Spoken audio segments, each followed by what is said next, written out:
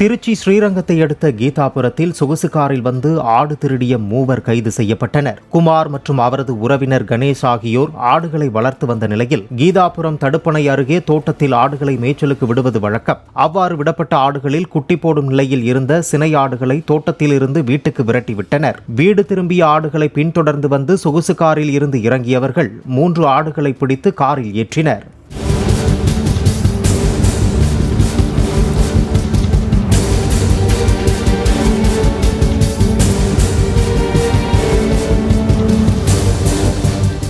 வீடு திரும்பிய கணேசன் சினை ஆடுகள் காணாமல் போனதை பார்த்து ஸ்ரீரங்கம் காவல் நிலையத்தில் புகார் அளித்தார். போலீசார் சிசிடிவி காட்சிகளை ஆய்வு செய்து பெரம்பலூரைச் சேர்ந்த மைதீன் மற்றும் அவரது கூட்டாளிகள் 2 கைது செய்தனர்.